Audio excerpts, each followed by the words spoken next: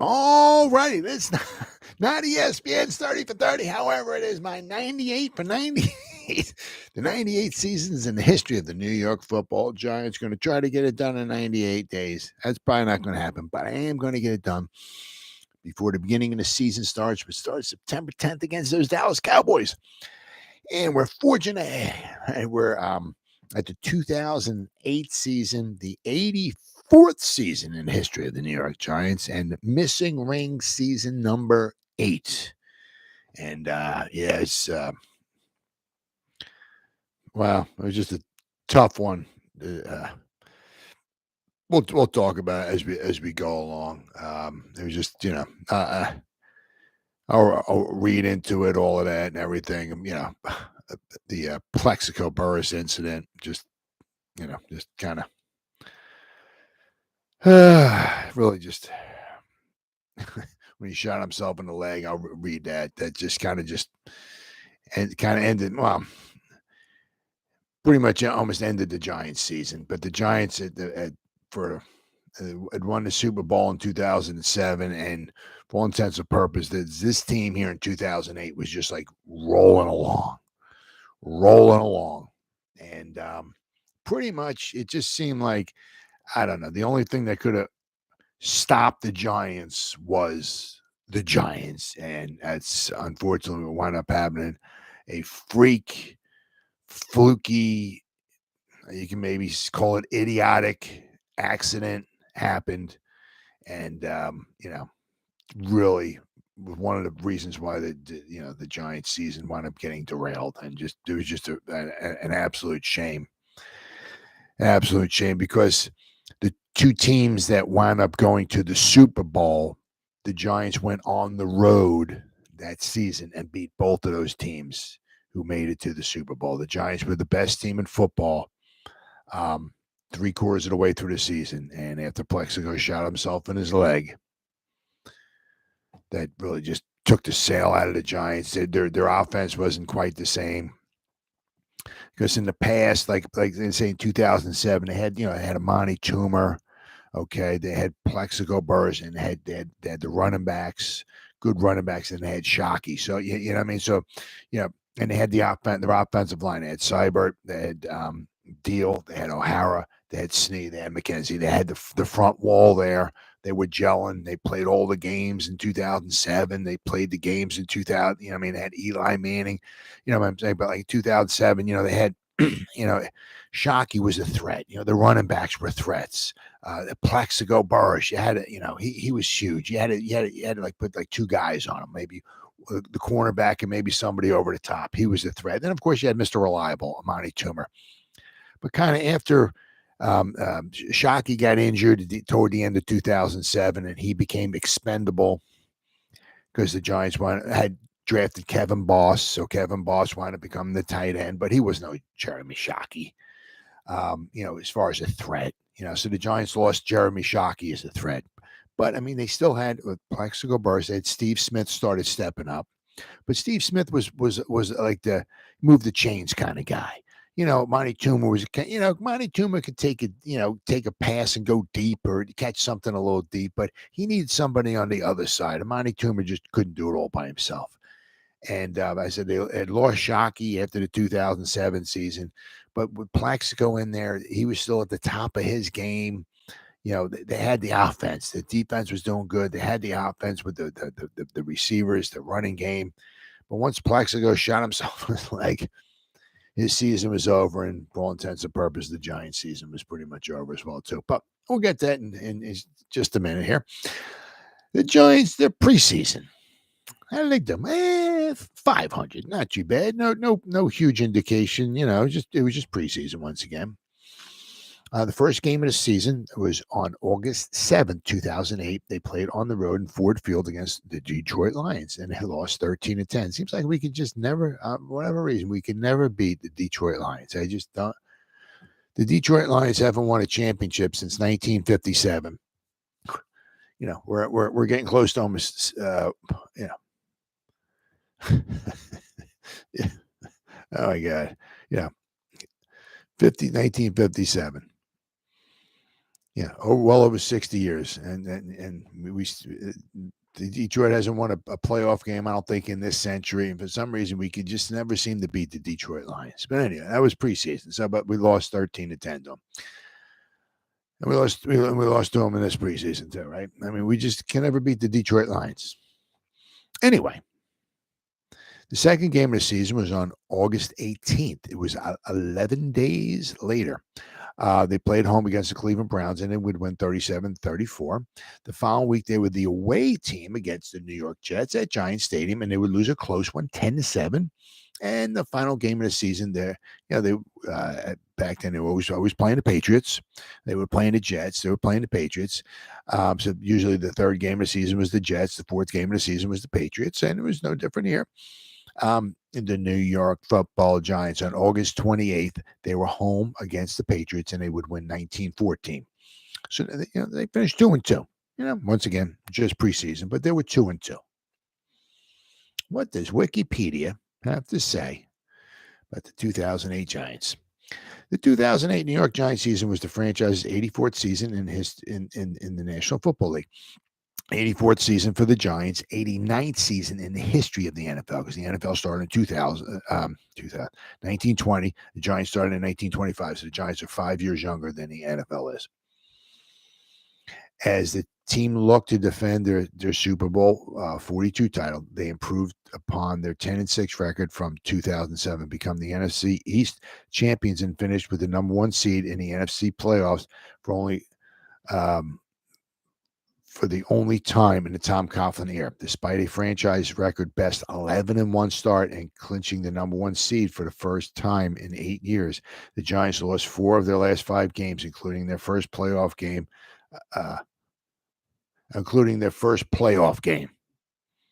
that they played, against the Eagles. It wasn't their first playoff loss to the Eagles, but it was the first playoff game. Right? They played one playoff game and they lost to the Eagles, and they were at home. And it was just an embarrassment. Absolutely, they couldn't score. It was just unbelievable. If they had Plexico Burress, things might have been a little different. But it was absolutely horrible. The Giants were the only NFC team from the 2007 playoffs to qualify for the 2008 playoffs. Interestingly enough, right? 2008 season was the first and only time in franchise history the Giants qualified for the playoffs 4 consecutive seasons. Now, I'd said this my videos in the past, that prior to this, all right, we're going up to 2007 season. The Giants had made the playoffs 3 straight years, 2005, 2006, 2007. When they did that in 2007, after 2007, that was the 4th time that the Giants made the playoffs 3 straight years. They did it with Steve Owen. They went to the 33, 34, and 35 championship game. They lost 23-21 in the 33 championship game to the Bears. They beat the Bears in the 34 championship game in the sneaker game, 30-13. Then they lost in 1935 to the Detroit Lions in Detroit, the championship game, 26-7. So that was the first time they three-peated as far as going to the playoffs. Second time was Ali Sherman era. 1961, 62, 63. They went to the championship game 3 straight seasons. They lost 37-0 to the Packers in Green Bay in 1961.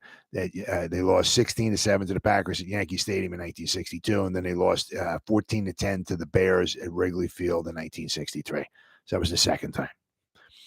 Then the Bill Parcells era, they went 3 times, 84, 85, 86. 1984, they beat the Rams 16-13 in the first round of the playoffs. Second round, they lost to the 49ers 21-10.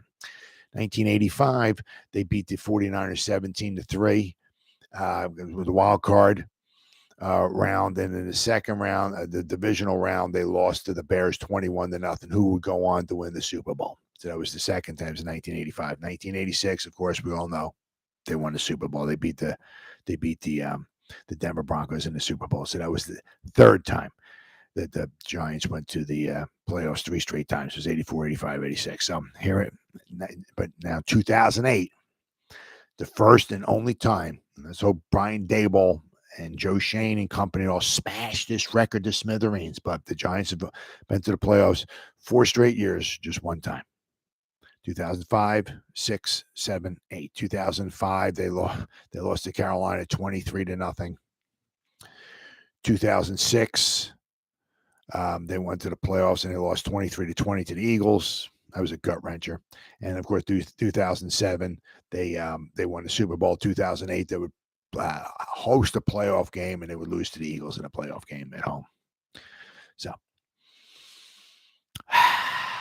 let's see. The 2008 Giants led the NFL in rushing and set a franchise record with 2,518 rushing yards. They're just phenomenal. But they also had, before Plexico, but they also had that threat of the pass, which was huge. Once the pass of the threat went away, things changed. Their running attack was headlined by the trio of Brandon Jacobs, Derek Ward, and Ahmad Bradshaw, respectively, nicknamed Earth, Wind, and Fire. Giants became the fifth team in NFL history with two players rushed for more than 1,000 yards. Brandon Jacobs had 1,089 yards, and Derek Ward had 1,025 yards. After the season, Ward had such a good season, he signed with the Tampa Bay Buccaneers after the season, while Jacobs and Bradshaw won another Super Bowl with the Giants in 2011. So let's see here. New York Giants, their draft. Well, unfortunately, they drafted three very good players, first, second, third round. Jerry Reese, wound up. It wasn't a phenomenal draft, but the first three players he picked were very good. Unfortunately, as it's football, unfortunately, injuries derailed all three of these guys' careers. It was just a shame, just a real shame. The first round pick was Kenny Phillips. He was from the U, and he very, very promising safety. But once his career was shortened immensely by injuries. Let's see. Let's see here. I'm trying to see here. He played up until 2011 with the Giants.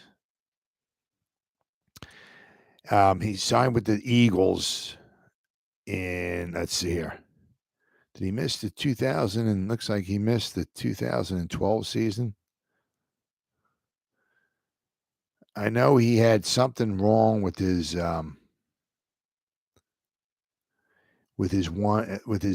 knee.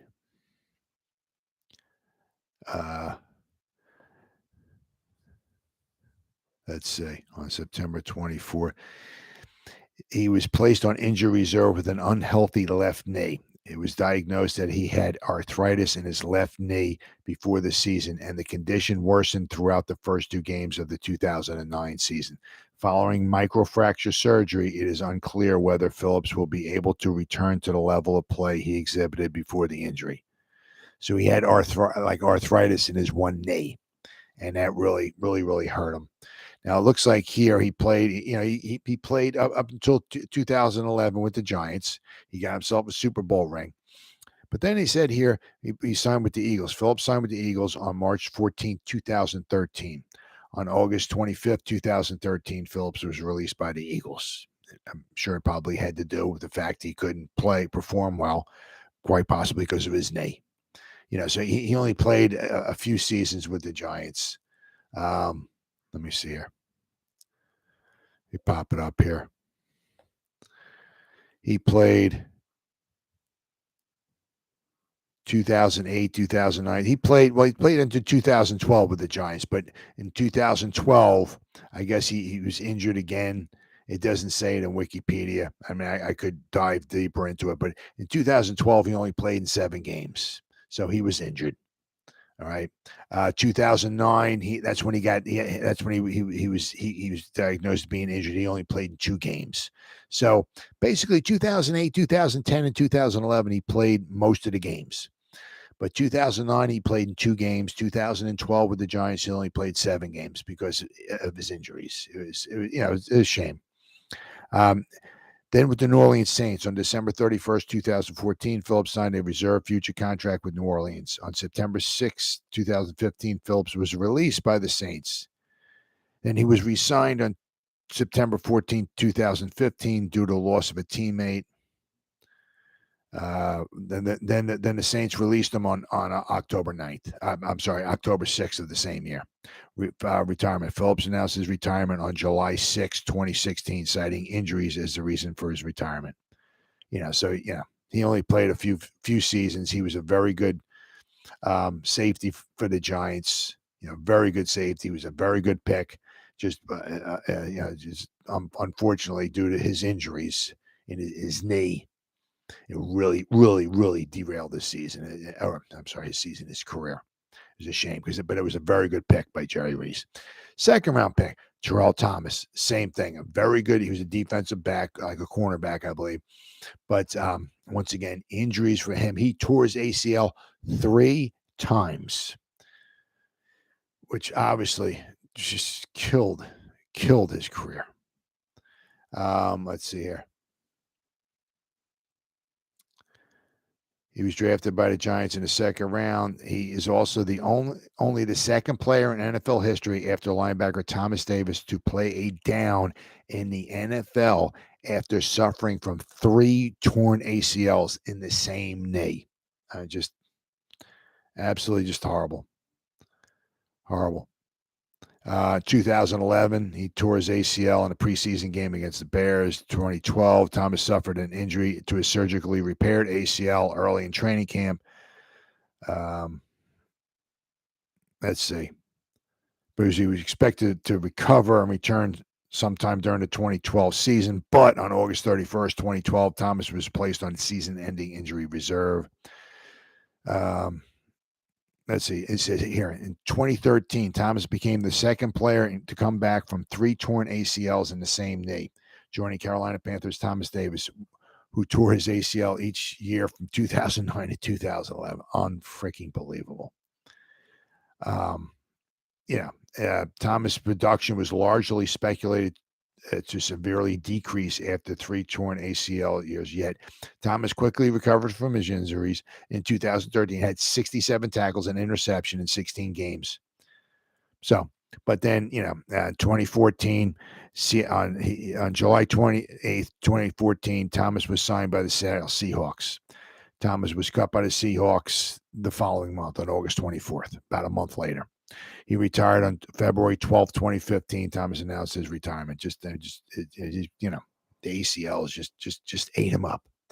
And it's a shame because he was a very decent cornerback. I think he might have been very good on special teams as well.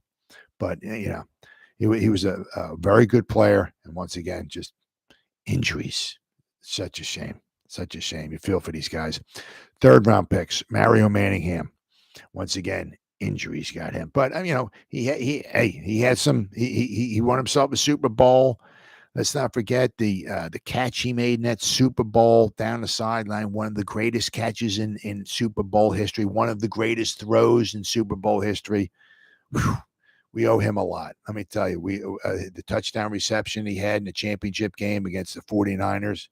Manning just slung it from about 20 yards out. Manningham jumped up, caught it, came down, crashed down, but held on to the ball.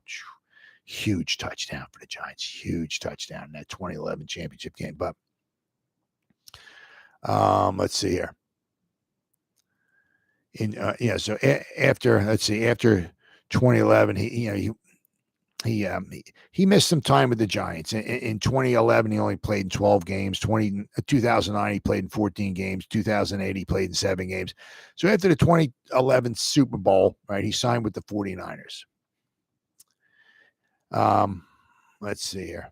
On December 23rd, 2012, he tore his ACL and PCL in his left knee against division rival Seattle Seahawks. They said the next day the 49ers stated that Manningham would be out for the rest of the season. 2013 season. On August 27, 2013, the 49ers placed Manningham on a reserve, physically unable to perform list. Manningham was activated by the 49ers on November 4th, 2013, after recovering from the injury sustained against the Seahawks the year before. After seeing limited duty, Manningham was placed on the injured reserve list on December 27th, ending his season.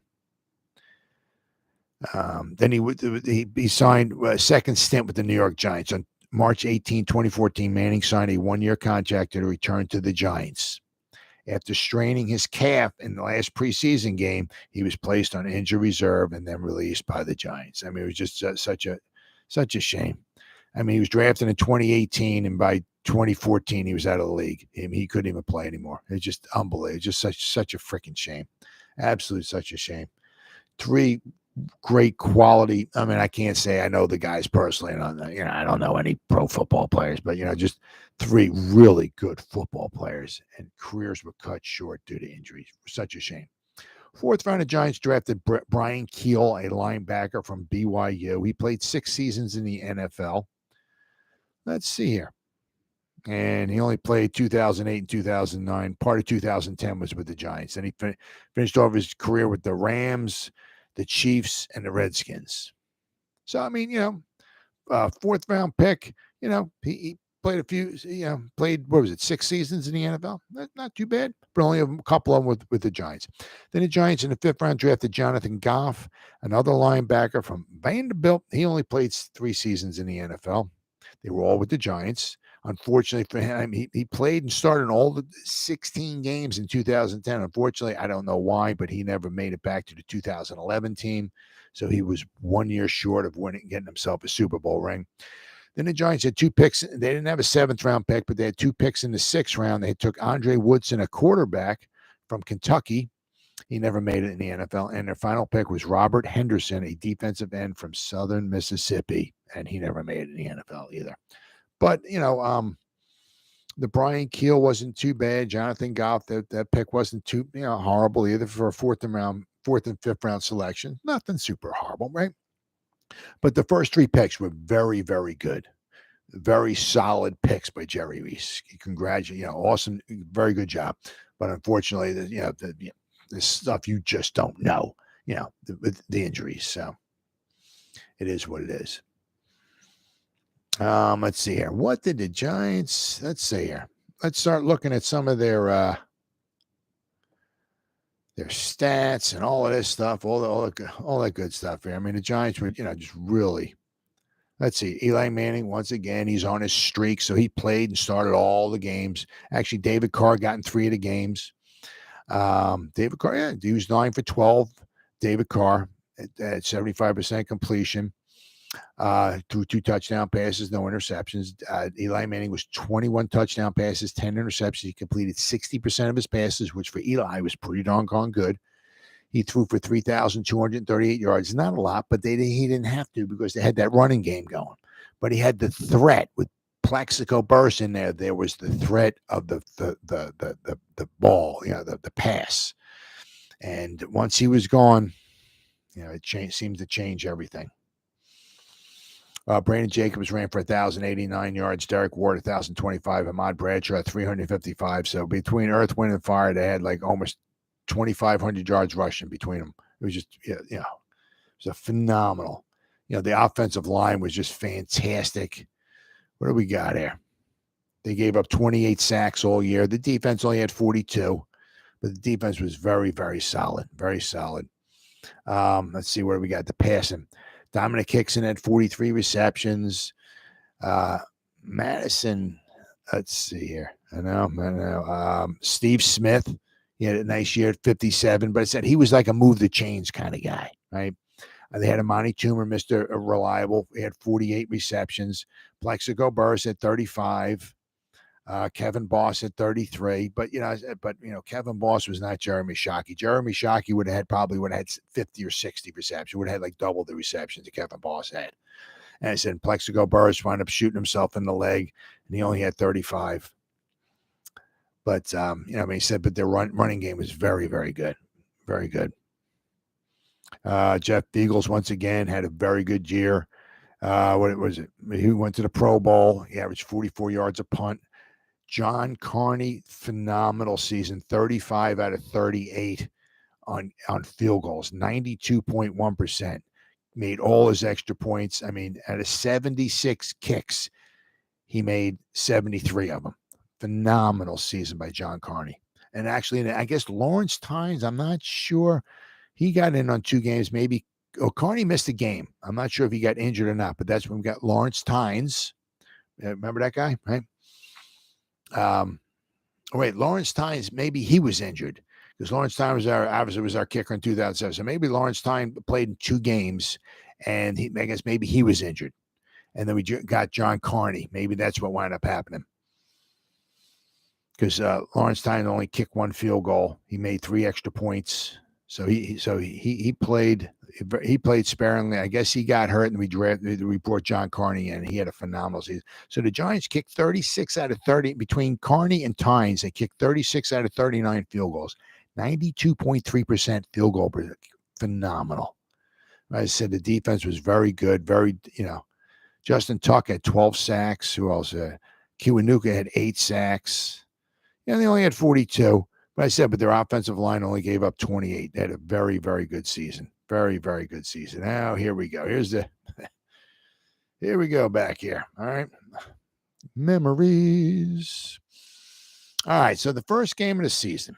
Let's see. What did the Giants say here? They points for the 26.7 points per game. Almost 27 points a game they scored. Very, very good, which was 3rd best in the NFL. Not only that, but points against, 18.4, which was 5th best in the NFL. So between their offense and the defense, they were in the top 5 as far as points scored and points against. Fantastic season. Fantastic season. All right. What do we got? All right, so the first game was good because they won the Super Bowl. They opened up on Thursday night, September 4th, at home, of course, against the Washington Redskins, and they won 16-7. Following week, they went on the road and they beat the St. Louis Rams 41-13. Now the Giants are 2-0. In overtime, the Giants at home beat the Cincinnati Bengals 26-23. So now the Giants are 3-0. They're off and running. Then they had their bye week, early bye week, week 4. The first week of the byes, and the Giants had a bye week. So week 5, the Seattle Seahawks came to town. The Giants just pummeled the Seahawks at home, 44-6. Now the one little hiccup, the Giants, and they got their butts handed to them on Monday Night Football in Cleveland. The Giants were riding high. They were 4-0, blah, blah, blah, blah, blah, all this stuff and everything. They played the Cleveland Browns, and the Giants were not up for the match. Cleveland, they seem to take this as, I don't know, their Super Bowl or whatever it was. They played well.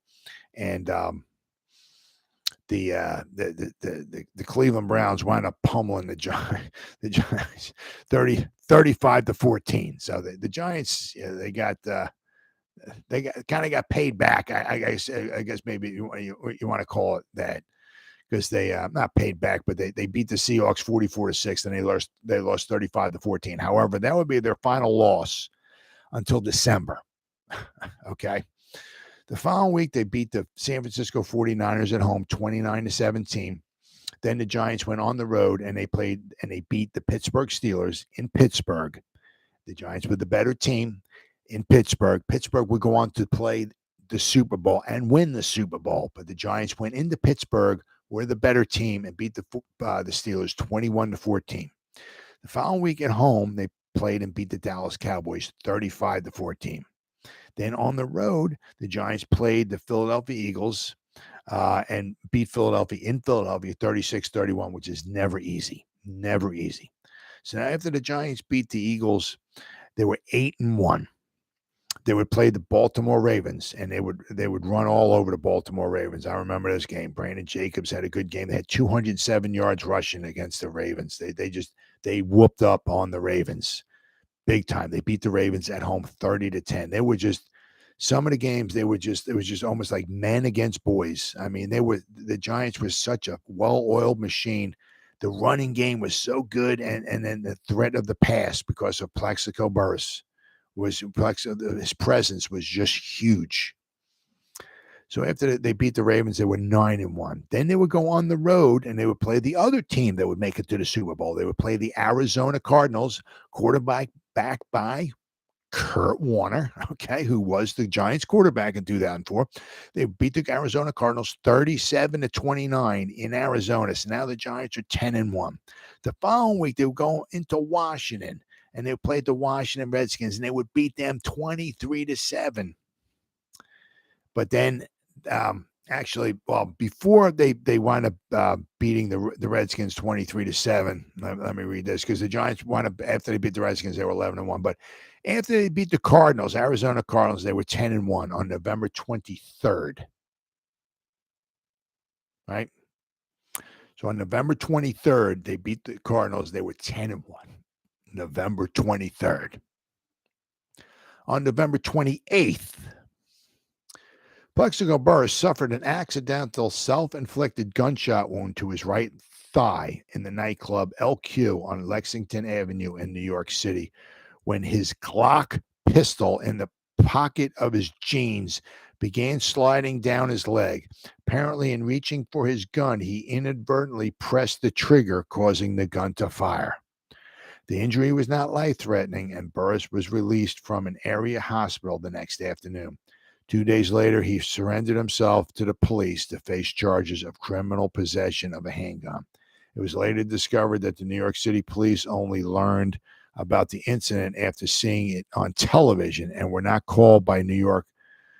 They were not called by the hospital as required by the New York mayor, Michael Bloomberg. Michael Bloomberg called the hospital actions an outrage and stated they are chargeable. It's a chargeable offense. They're supposed to, if there's a gunshot wound, they're supposed to inform the police about it. They never did. So, I mean, just, I don't know why, why you have to take a gun someplace. There's absolutely, unless there's that 100% or whatever of something, like for some, if you happen to have a gun and something goes wrong and you wind up saving somebody's life because you got a gun, somebody's going to get shot or something, and you shoot the bad person or something like that, and you're heroic or something. But something like that is so remotely impossible, hardly ever going to happen. There's nothing, for the most part, nothing good is ever going to happen because you have a gun. There's nothing good. Why would you go someplace with a gun? Why would you go someplace where you needed a gun? Why would you go someplace where other people might have a gun? That is one of the most idiotic, stupid things I ever heard in my life. Just idiotic. It's nothing good is going to happen while you have a gun. Nothing. What, do you need to have a gun so you feel like a man? I mean, or to get attention? Are you serious? Absolutely idiotic. There's nothing that's going to come from having a gun, going in public with a gun. Absolutely nothing is going to come. I said, unless there's that 1 in 1 trillion % where you become a hero and you save somebody's life because you have a gun, but chances are that that ever happening is really remote. I mean, there's nothing good is going to happen when you have a gun. And so he shot himself on November 28th. So the following week, though, the Giants rallied on November 30th. So 2 days after he shot himself, Plaxico was no longer on the team. He was never a Giant after that, ever again. The Giants rallied and he beat the Redskins 23-7. So now the Giants are 11-1. Now I'm just going to see here. All right. Now, then the following weeks, this is where the wheels started turning, falling off here. The following week, this is what wound up happening. Is like the 1990 season. The Giants started off 10-0. They were really hot. They go into Philadelphia, and they got their butts handed to them by the Eagles. So they became 10-1 in 1990. So here it is, 2008. The Giants are 11-1. They play Philadelphia and they lose 20-14. Their offense had 211 yards of offense. They had 88 yards rushing, 123 yards passing. They had 14 first downs. They had 211 yards of offense. I mean, they couldn't, the Eagles, I guess, was able to gang up on the run, and the Giants just couldn't pass the ball, and the Eagles just shut them down. So now the Giants are 11-2. The following week, they go into Dallas. The Giants have 218 yards of offense. They go from 211 yards of offense to 218 yards of offense. Quite possibly a lot because of Plexico Burress. The threat of him not being there was huge. So the Giants lost 20-8 to the Cowboys. They scored 8 freaking points on the road to the Cowboys. The following week, they clinched the home field advantage, though, throughout the playoffs, which only lasted one game. It was a fantastic game against the Carolina Panthers in overtime. It was 28-28. The Giants ran for 301 yards. Derek Ward had a phenomenal game rushing. It was a very, very exciting game. The Giants would win. They would score a touchdown in overtime. It was a very exciting game. It was a shame either team had to lose. It was a very, very, the Panthers were very good. What were the Panthers that year? Let's take a look. They were 12-4. They were tied with the Giants, but the Giants, we could do the head-to-head, took the nod. That's why the Giants had the number 1 seed. But I said Carolina was 12-4. Carolina their record was just as good as the Giants, and they came into Giants Stadium, and they hung with the Giants. They were a very good team that year. So the Giants, after they went 12-3, they clinched the number 1 seed. But I said it doesn't matter because they lost in the first round anyway. So the final game of the season, they lost on the road to Minnesota. They didn't need it, okay, and they lost 20-19 to the Minnesota Vikings, okay. But they finished the season at 12-4. But I said,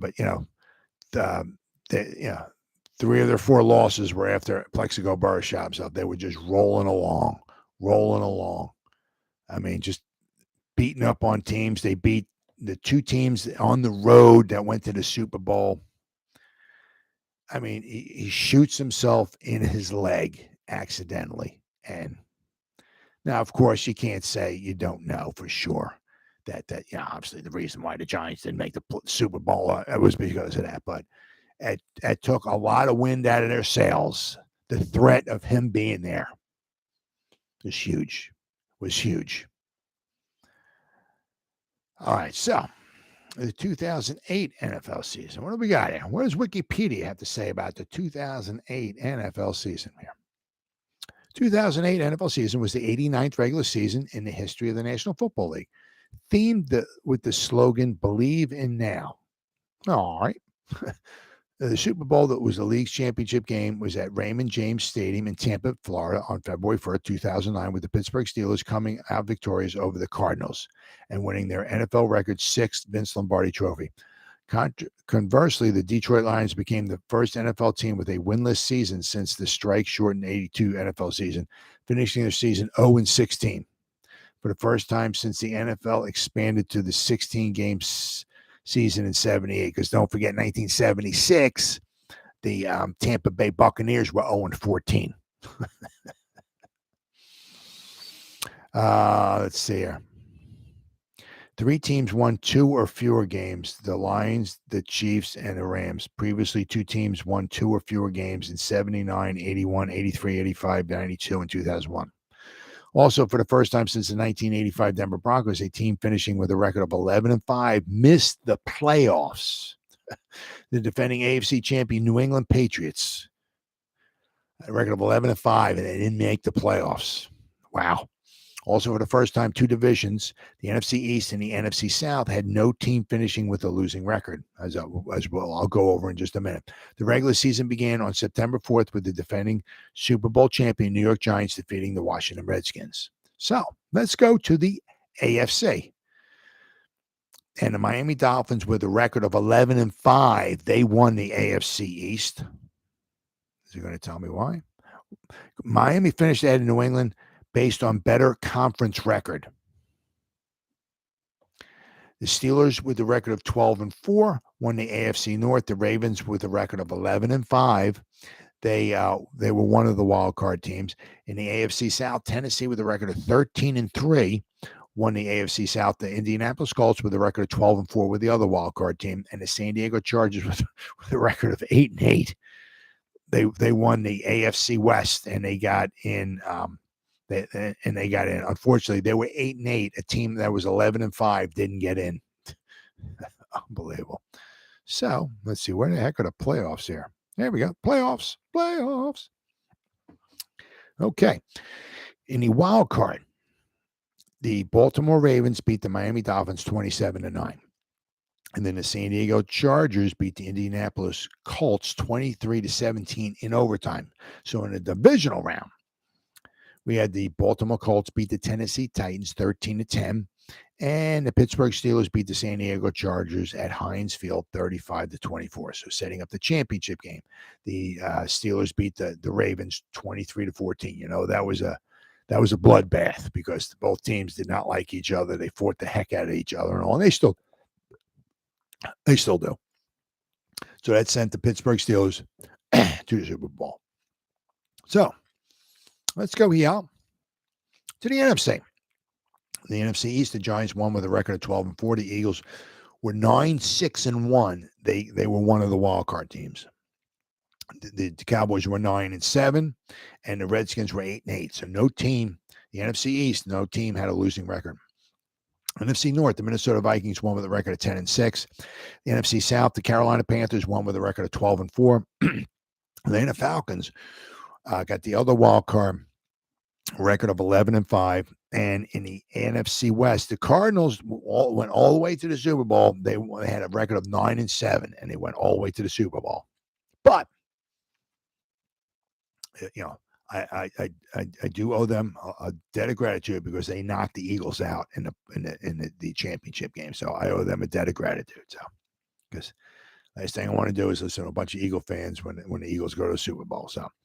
So in the first round of the playoffs, right, the wild card, Philadelphia beat Minnesota in Minnesota 26-14, sending the Eagles to play the Giants, unfortunately. In the other wild card game, Arizona at home beat Atlanta 30-24. So now in the divisional round, Arizona beat Carolina 33-13. And then in the other one at Giant Stadium, the Philadelphia Eagles would beat the Giants 23-11. I mean, it was just actually at one point in the third quarter with 12 minutes and 33 seconds left to go, John Carney kicked a 36-yard field goal, and the Giants were winning 11-10. Then David Akers kicked a 35-yard field goal with 7 minutes and 45 seconds left to go in the third quarter to put the Eagles up 13-11. So it was basically anybody's game. But the Giants, the final, let's see, 15, the final 27 and a half minutes of the game, 27, basically almost the whole second half, the Giants couldn't score a point. The Giants had 11 points with 12 and a half minutes to go in the third quarter, and they finished the game with 11 points. With 14 minutes and 56 seconds left to go, just 4 seconds into the final period, Brent Selleck caught a 1-yard touchdown pass from Dominic McNabb to extend their lead to 20-11, which unfortunately for the Giants was 2 scores. And since they had a hard time scoring, 2 scores was almost was the dagger. That did it, right? Then, of course, with 3 minutes and 58 seconds left to go, David Akers kicked a 20-yard field goal to put them up 23-11. So now the Giants, with 3 minutes and 58 seconds to go in the game, had to score 2 touchdowns, and that wasn't happening. And the Eagles wound up winning 23-11. The Giants wound up with 16 first downs. You know, they had 3 turnovers. You know, it was just. I mean, it was very even. Each team had the ball for about 30 minutes. The Giants were able to get 138 yards rushing and 169 yards passing, but they had the 2 interceptions. You know, it was just they just were unable to get it done. Unable to get it done. I mean, the final, like as I said, the final 27 and a half minutes, the Giants couldn't score a point. Could not score a point. And the 10 points that the Eagles scored in the final quarter just did them in. So it is what it is. Just a tough loss. I mean, what could have been, maybe if Plexico Burress was there and they had the threat, right, of Plexico, might have changed things. Certainly might have changed things. But anyway, so that's it. So after the Eagles won and the Cardinals won, set up the championship game in Arizona, University of Phoenix Stadium. It was a very good game, very, very exciting game. Either team could have won. without question. The Cardinals won 32-25, sending the Cardinals to the Super Bowl against the Steelers. And it wound up being it was a very exciting. Well, the end was very, very exciting. I mean, for a while there, it was, well, there was the one play just before the end of which ended the first half. It was basically at least a 10-point swing. The Cardinals were going in for at least a field goal. The Cardinals were winning 10-7. No, I'm sorry. Pittsburgh was winning 10-7. The Cardinals had the ball deep in Pittsburgh territory as the final second. It was only like about 5 or 10 seconds, 10 seconds maybe or so to go in the first half. The Cardinals were trying for a touchdown, and basically, if they didn't get the touchdown, they either had a timeout or they could have spiked the ball or something like that and kicked the field goal, and they could have made it 10-10 going into halftime. What wound up happening was James Harrison wound up picking off a pass, running it back 100 yards for a touchdown. There was some very poor tackling, the offensive players trying to tackle him. But I mean, there was so many. He was running down the sideline. There was so many chances just to maybe bring him down or try to knock him out of bounds or something like that. He was a big guy too. But I mean, some of it is kind of like, I don't know, very, very shoddy trying to tackle. But it wound up costing them the Super Bowl. It cost the Cardinals the Super Bowl, that one play. Letting them go back 100 yards was a 10-point swing for a touchdown. Instead of going in tied 10-10 at the half, they were down 17-7 because he ran the ball back 100 yards. Then Pittsburgh kicked the field goal in the third quarter. The only score in the third quarter. So the Pittsburgh Steelers going into the fourth quarter were up 20-7. But then the Cardinals scored 3 straight times. They scored on a touchdown to make it 20-14. Then they got there was an offensive holding penalty for the Steelers had in their own end zone, which caused a safety. So they made it 20-16. So they had a safety with 2 minutes and 58 seconds left to go. It was 20-16. Pittsburgh free kick to the Cardinals. I think it was the very next play. Larry Fitzgerald caught a 64-yard touchdown pass from Kurt Warner. And with the extra point, they were up 23-20. But the Steelers got the ball back. They had 2.5 minutes, plenty of time to do something. Well, they just marched conveniently down the field, and with 35 seconds left to go, it was one of the greatest pinpoint accurate passes. Not the greatest. I'm going to have to give that to Eli Manning with his throw down the sideline to Mario Manningham in the Super Bowl before, but. His throw with 35 seconds to go was a 6-yard touchdown reception to Santonio Holmes. Santonio Holmes, his catch, he got his 2 toes in. He got drilled, knocked out of bounds, I believe it was, but he got his 2 feet in. I think it was just 2 toes were in, basically. What a catch. What a pinpoint accurate pass from Ben Roethlisberger. What a play. And the Steelers wound up winning. It was a very exciting Super Bowl, all in all. Very, very, very, we were very lucky. It was very entertaining. It was a great Super Bowl.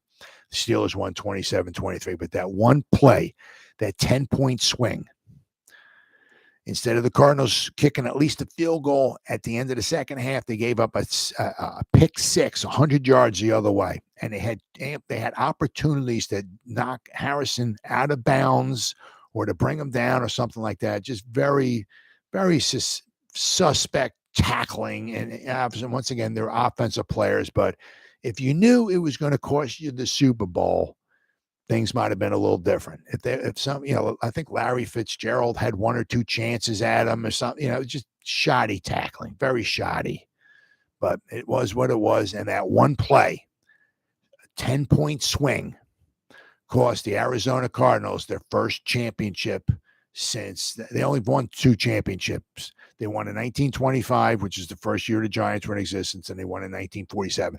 So that one play, that 10-point swing, cost the Arizona Cardinals their first championship in about 61 years would have been since 1947.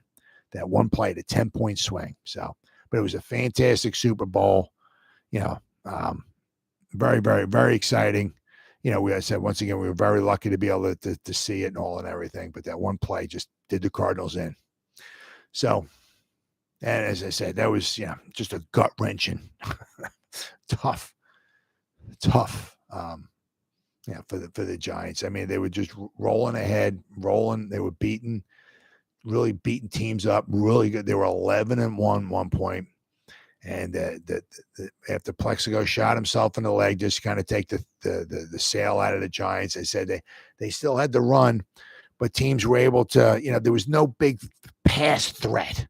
So they were probably able to, whatever, load the box or, do something to take the run away. And, it really hurt the Giants. I said you don't have to pass the ball, but just having the threat of Plexico Burress out there, he requires like two guys. You can't cover him with one. You got to have maybe somebody over the top. So if you got two guys covering him, that opens up the rest of the field, that opens up the run game, opens up everything. But without him on that field, it really hurt the Giants' chances. And, once again, you can't say obviously for sure, well, that's the reason why they didn't. But, I mean, they were 11-1 with him. Or they got to 11-1, and then they just started losing the games after he accidentally shoots himself in the leg in a nightclub. Idiotic, ridiculous, stupid. Why you would have a gun, why you go someplace where you have to have a gun, why you would go someplace where you need a gun, where maybe other people are. Why would you go someplace with a gun? Nothing good can happen when you have to go in an area with a gun. Nothing. And